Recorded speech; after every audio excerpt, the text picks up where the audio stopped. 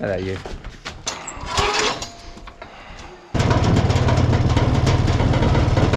Oh dear.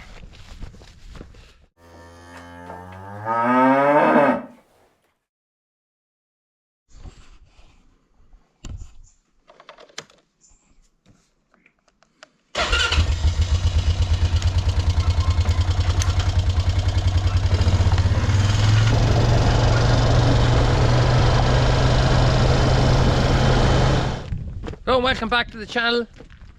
Today we are putting our young calves in to give them a dose for worm and fluke. It's been 6 weeks since they've been done and they've been doing really well. They're not showing any symptoms of having any worms, but we do them every 6 weeks. It's kind of the rule of the thumb, and you just keep on top of it. Worms can cause a lot of hassle to young calves if you don't do them often enough. You don't want to do them too often either. You just, about that 6 weeks seems to be a nice kind of time. I'm just coming in here through into the barrier because I have to turn off this electric fence here.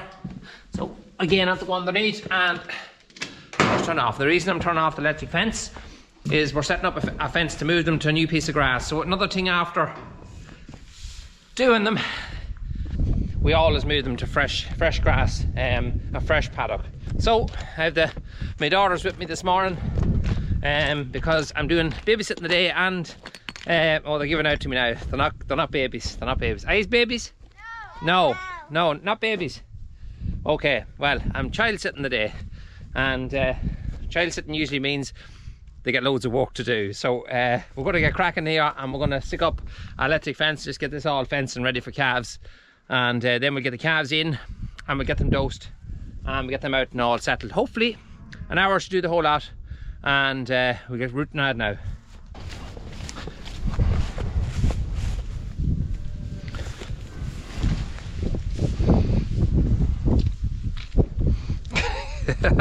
They're all queuing behind me because you don't know what this is supposed to do.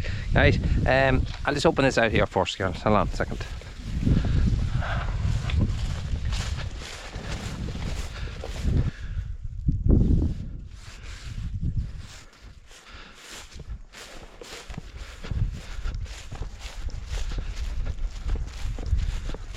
Don't get off me. Oh, when you fly, it's nature. Oh dear.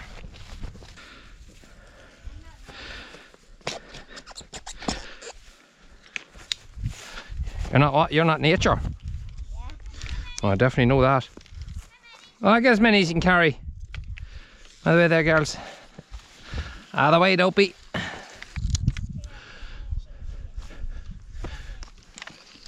It's a bug. The one that's talking. Oh, do want to get to here? Not too much. Hi, Danielle, I'll get a peg off you there, please. That's alright.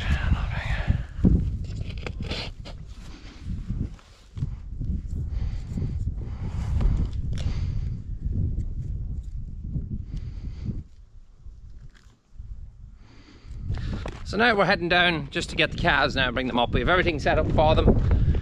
Just looking at my silage ground there, and I'm hoping maybe we might be able to cut some silage or mow out some silage this evening, depends. I'd like to see it done and in tomorrow evening, but I know our contractor is very busy and it may not happen. I know rain is coming back on Wednesday, and I think it's going to be a wet. The rest of the week's going to be pretty wet and miserable after that. So I have my youngest helping me here. She's just literally trying to keep up with me. She's getting there, but she likes being out with the calves too when Mummy's away working. We're heading just up towards where the calves is. They have them down at the gate already. They're a great help, I have to say. They are actually a great help. We'll get these down now. We just have to open this cord and let them out on the road here. Short distance, and once we have someone to stand in each gate, we'll get them rocking.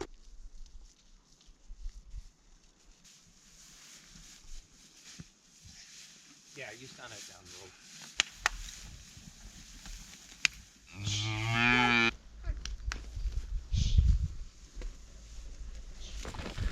Come on. Come on.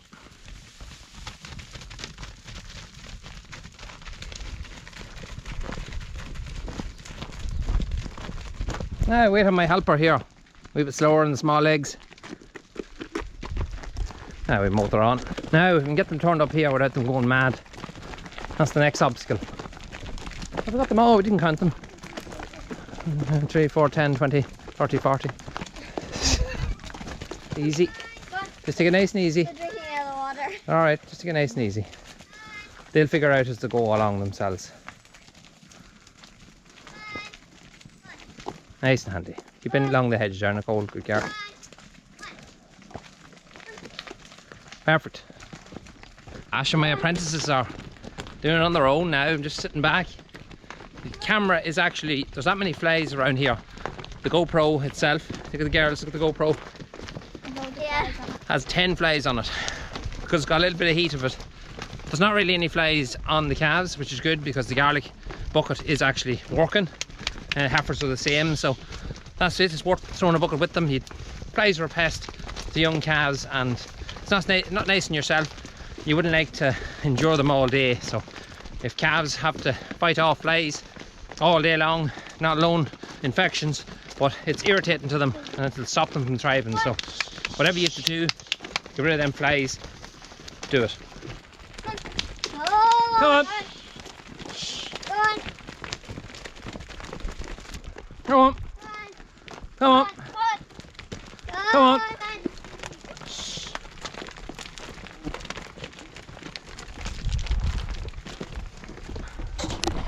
Come on. Yep, many hands make light work. There you.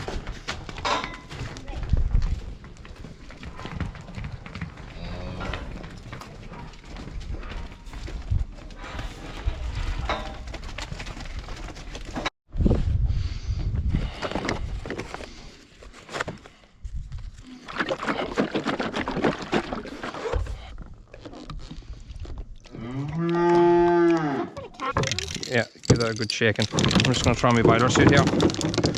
Throw my boiler suit just to keep the clothes clean. Now, oh, we go in here now and get this done.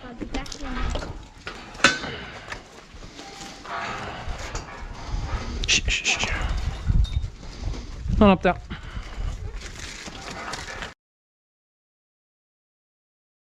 On up there.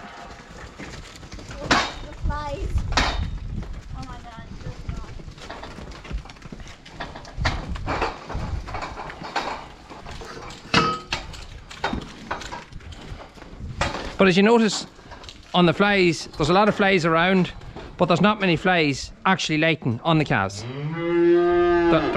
They're picking small bits and pieces, but there's very few flies actually lighting on the calves, and that's where the garlic works. It deters them off. They'll always hang around the animals, but they'll not light near as much. Best way for me to do these calves is to go in. Let them come to me because you're not going to do them any other way. I don't want to hurt them in the yoke. Of course he'd have dung on his head. Okay, we spray there. That's it.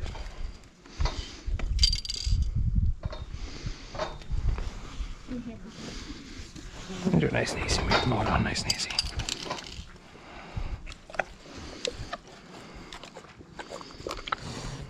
Okay, we spray. I should have brought it over my apron. Yeah.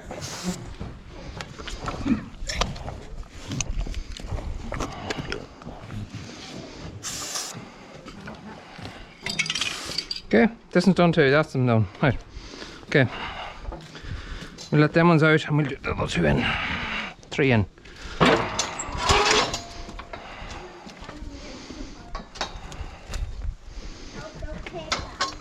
And then three go in now. When they get over there. Alright, Nicole. On.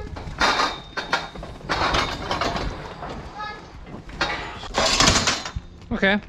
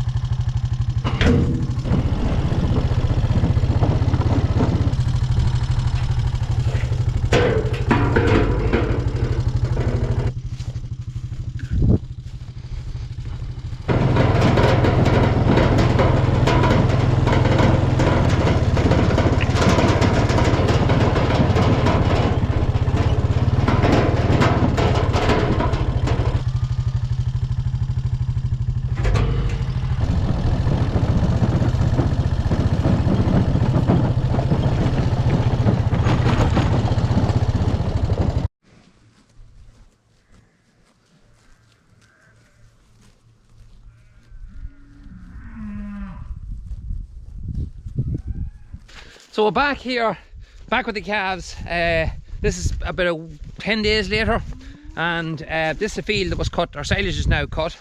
We didn't get that video just put up yet, but I decided to add this little bit to it. Calves are in here in this silage field. There's about 4 acres in this field. Normally when the silage is cut, I'd get it slurried pretty much straight away, but the weather broke and the weather was really wet, and it still is very wet, so I didn't get a slurry in. But I found we got this kind of a bunchy kind of grass coming back on top of it, and we had a good growth at that time, and there was nearly too much grass in it then to spoil it by putting slurry on it. So I just said I'd put the calves in for a couple of days, and they've come in now and they've really cleaned it off. They're just having a meal now at the minute. But as you can see, ground conditions have got quite poor. As you can see, if you look there now, ground conditions is very wet. We've had a lot of rain, hell of a lot of rain the last 10 days or more. Ever since our silage has basically been cut. I think it was just one good day after we got our silage cut the following week. So it's just a bad old spell of weather. It just seems to be now that there's one extreme to another and there's no real middle ground. But the calves have this nice and clean. My idea now was to come in and get this slurried, but it's not looking like I'm going to get it slurried. It's just too wet. I'd make an awful mess if I came in. It's not as bad down below in the field. It's okay, but it's just the fact that it was cut and it was exposed, the ground was exposed, and it gets wet very easily. It's just the surface that's wet at the moment, but if this weather continues, I know at home when our cows are grazing, it's getting messy around the gaps now, and it's just starting to turn into that September type of weather, late September type of weather, because it's cold at night, very cold at night as well. The days are warm and mild, but at night time it seems to be very cold. Even there this morning there's north wind blowing, and it's quite cold. We had a little bit of trouble after our calves was dosed, but 2-3 days later I came over and I found a calf on the ground, rolling in pain. Just seemed to be very uneasy. She ran away from the rest of the calves when I came, and she ran into a corner of the field, lay down straight away, and she started to kick herself in the belly. So when I seen that, first thing I thought of is a bellyache, which is common, but they generally come out of it fairly quick. I went home, I said I'd come back in a few hours and look at her again. Came back, calf was a bit better, but still was something, I just knew something was not right. But the calf was breathing very heavy. So I said to myself, this is very like pneumonia. So I took the calf in, put the calf in the yard, and one of the biggest calves as well. But I noticed the calf was doing bits of manure, but it was small golf ball sizes, and it was very hard. So I said maybe the calf has a lodge. So I gave it liquid paraffin, a pint of liquid paraffin, left it in the yard for 3-4 hours to see what had happened. So I could see then, at least I could see then in the yard when the calf was on its own, that if it done anything. And I came back over about 5 hours later and the calf hadn't done anything.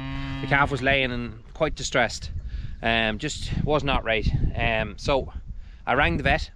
When the vet came out, which was about a half an hour, the calf had destroyed the place. It dunged everywhere. So it just seemed to explode all of a sudden, and I was glad to see that. It dunged everywhere. Dung was good, so we knew then the lodge, if there was a lodge there, it had cleared. The vet looked at the calf anyway. Calf had a slight temperature, not much, but the breathing heavy was something I was very concerned about, because with the warm weather we've been having, the mild conditions, it left it that calves are very prone to getting pneumonia. Any cattle is prone to get pneumonia when you have that real warm, then going to real cold and wet, and it's just nasty old weather. So long story short, she treated the calf with various different antibiotics for pneumonia. Following day, looked, the calf seemed to be much better, but 2 days later the calf came over, and the calf was very ill. It didn't come up to the trot. It was laying down the bottom of this field on its own, and I said something really wrong here. So got the calf into the chute again and brought it home, put it inside.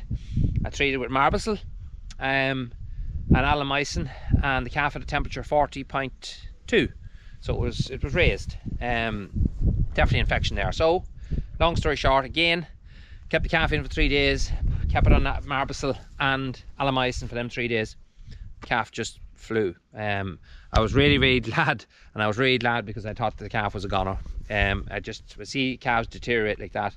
I thought the calf was a goner. So she's here, number 872. Happy now. She's back with the herd yesterday. Good form, no more panting, good appetite. So she lost a little bit of condition just because of that, a couple of days where she just wasn't eating right, but she was first up to the trot this morning, roaring for meal, and I was glad to see that. That was a relief to me. So that's that. There's all of these things. Now we're moving these calves today. My daughter is with me here. I'm going to put up a fence. I'm going to get them out of this field back into where there's loads of grass and it's drier, more sheltered area. Get them out of this before they tramp anymore. So you can see, I know the camera's on my head, but we have loads of grass here. Loads of good grass. Probably much too heavy, but it will do them. They're happy enough. They're big calves. They'll devour it. It's just a pity it's so wet. So we'll just get them in here. We'll not give them too much at a time. We make them eat it without tramping it. And we move the fence probably every 2-3 days. And my daughter's going with the pegs. Many pegs did you lost on the way down? Them white pegs are hard to carry.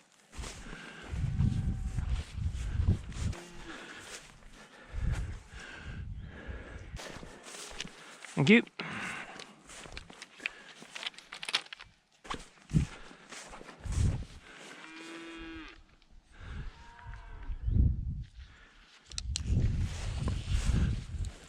You go on ahead, Nicole, and you can open that gate.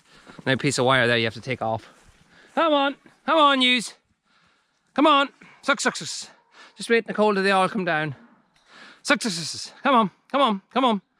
What'll happen is, when you open the gate, they'll try to come through the hedge. They'll not know whether the calves is gone. So this is the big pet calf here on the front, an absolute monster of a calf. Goes straight to Nicole because Nicole hand raised that calf herself, and the two of them have a great relationship. You can see, an absolute monster, just an old pet. Too much love, but turned out to know just great calf, and one of the best calves of the whole batch. You just have to be careful because it's a little bit too friendly and can throw its weight around if you're not careful, so you have to be very careful of that, especially with the young kids about. Let them all out. So that's the 15 of them. But they've done really well since they got out way back in May, if you remember. They grew an awful lot. They've never looked back. We just had that one calf that wasn't well, but thank God it made a recovery, and all's good now. And they're eating an awful lot of meal, they're eating an awful lot of grass. Can't fault them at the moment. Hopefully the weather will improve, and none of the rest of them get any chills and things like that. That's all you'd ever fear with the just the changeable weather that we're having. Heifers are over there, they're looking over, getting jealous. The big heifers, that the cows are getting fresh grass and they're on the same patch. But they have loads, they're good enough for another couple of days. They're just eating our bigger field, which is 15 acres, that was cut for silage as well. So there's cleaning it up as well. Because I want to maybe take a third cut. That back field them calves comes out of, I want to get that slurried, I want to get it sowed. The same with a couple of patches around here, I want to get sowed, and I want to make, I suppose, about 50 to 60 bales as well. I have loads of silage and I have 130 or 40 bales there yet. We have a very big pit, so we don't need to make as many bales this year as we normally would. I'm trying to get away from making as many bales. We're going to be interested to see the year how the pit does. I much prefer the pit silage with dairy cows. Just much prefer the feeding of it. The handling of the bales is fine, that's not a problem, but it's just the fact that the silage pit stuff just seems to keep that much better. Bales are just a hit and miss.